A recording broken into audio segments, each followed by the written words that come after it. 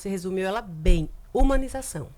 Então, vai existir a partir dessa lei, agora, um espaço dentro dos hospitais para essas mães que passam por esse luto, né? Existe aí uma política nacional integrada, porque imagine a mãe que, já respondi, né? A mãe que tem o seu direito do salário maternidade vai ser garantido pelos 120 dias, quem tem o natimorto, a mãe do aborto espontâneo, 14 dias, existe essa diferença, mas hoje, imagine uma mãe que ela não teve contribuição previdenciária. Ela não existe para o INSS, como a gente costuma dizer para as pessoas entenderem. E essa mãe, de repente, ela teve, pós esse trauma, ela entrou na depressão. Né? E aí, como é que fica essa mãe? Né? Tanto a mãe que não contribui, quanto a mãe que contribui. A mãe que contribui, a lei também traz uma coisa que é importantíssima, o acompanhamento psicológico, direcionado para essa mulher. Então, na hora que ela tem, dentro de um hospital já, esse acolhimento, com acompanhamento psicológico, onde é que isso reverbera na Previdência? Na hora que ela pede, porque ela não tem direito aos 120 dias, mas ela não vai ter que voltar para o trabalho, imagine que essa mulher entrou na depressão ou ela está numa crise pós-parto com crise de pânico. E ela não consegue voltar em 120 dias. O que é que a lei diz? A partir de agora, mãe, você tem direito a um benefício por incapacidade temporária. Então, esse benefício já existe? Já. Mas o que foi que a lei trouxe? Com o acompanhamento psicológico, você vai conseguir de uma forma mais célere, talvez, assim a esperamos, que demonstre essa capacidade pela depressão. Então, isso vai levar ela a um benefício por incapacidade temporária. Se antes ela não tinha esse acompanhamento psicológico, como é que ela vai provar isso? Doutora, né? Tudo isso se resolve administrativamente, é?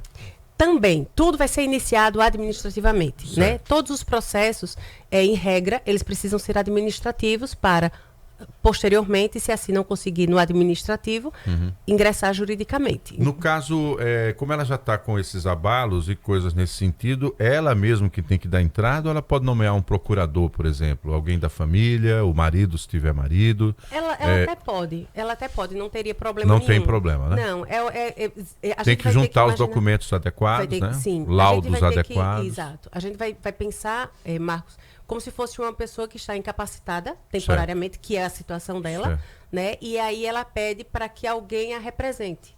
Então, a ideia é a mesma. Eu entrevistei uma pessoa alguns anos atrás, quando ainda estava para a elaboração da lei, e ela tinha vivenciado isso. Ela trabalhou, inclusive, como advogada em movimentos nacionais para que isso viesse a ocorrer, e ela falava que a sensação de colocar o pé na rua era de que todos estavam a observando, não é?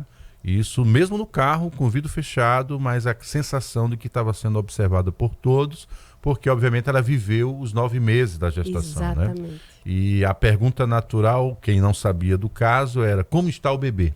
Então essa pergunta era ela, como né? se fosse uma morte repetida. Né? Exatamente. Infelizmente Marcos, tem acontecido muitas histórias, né? Muitos casos assim de perda do bebê na reta final da gestação. Agora você falou, Válbia, de mães que não contribuem. E aí a diferença? Isso, a diferença é essa mulher, ela vai precisar demonstrar que o salário maternidade não existe para ela. Tá? Ela o salário não vai ter direito. Ela não terá direito. Ao salário maternidade não terá direito. Mas a ideia aqui, né, para fazer as pessoas pararem para pensar é o seguinte: ora, tudo bem, salário maternidade é inquestionável. Mas se essa mulher ela demonstra, aí entra a questão da incapacidade financeira, que ela não tem, porque a gente daria um LOAS para essa mulher, ela estando em depressão ou em crise de pânico. Então, demonstrando... Mesmo ela não tendo de contribuir. Mesmo porque é um benefício assistencial. Por isso, essa política integrada nacional. Porque nada aqui é novo. Isso tudo já existe. O que acontece isso vai ter um peso, porque agora está numa lei, porque agora a gente consegue garantir de uma forma institucionalizada, sabe? Então, o caminho, ele se abre de uma forma melhor. Então, essa mulher, que muitas vezes, às vezes a gente diz assim, o LOAS, a gente pensa, não, o LOAS vai ser só para, que é o PBC, né?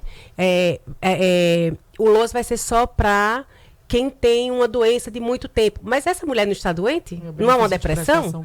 Né? É um benefício de prestação continuada. E ela teve algum direito previdenciário, não porque ela não contribuiu, mas tem o direito assistencial.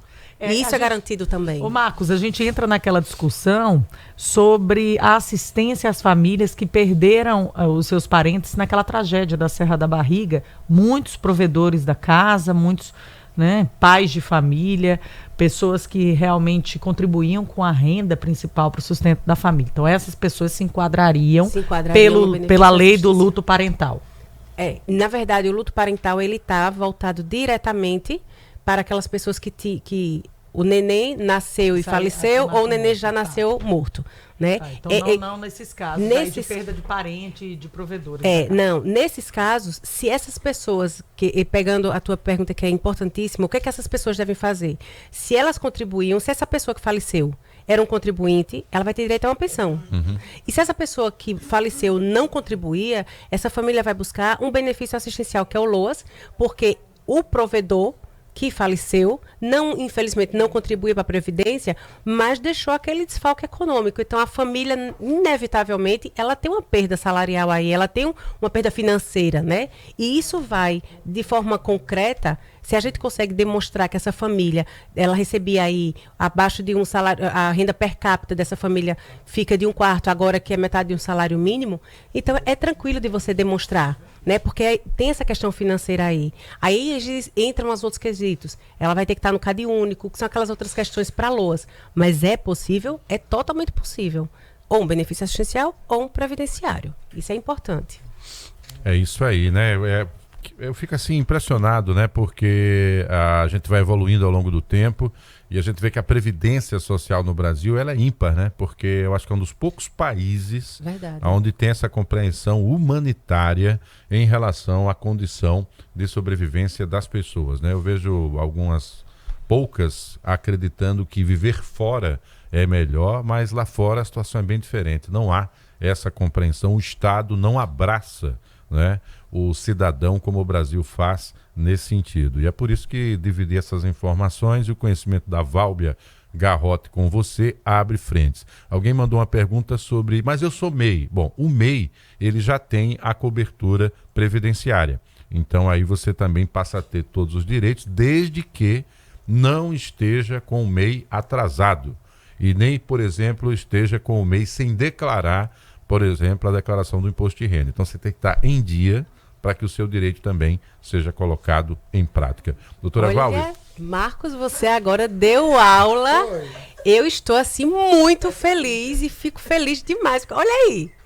Meu amigo, valeu. Bate porque toda quarta. Que legal, gente. Aqui, que legal, isso é importante.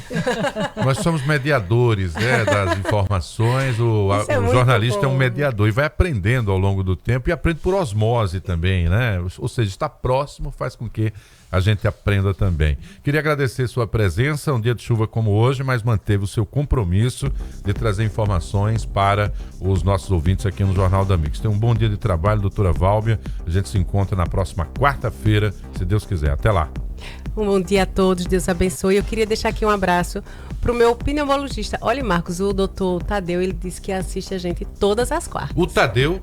Ô, rapaz, Tadeu, obrigado. Aí, entendeu? Então, que bom, você curou a Válbia, ela deu tempo de vir pra cá, tá certo? Me tirou da gripe que tava pesada.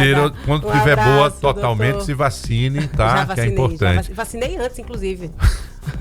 Gente, doutor Tadeu, obrigado pela audiência. Né? Cobertura vacinal aqui em Maceió tá dando vergonha, pelo amor de Deus. A população precisa fazer a sua parte, a vacina tá aí.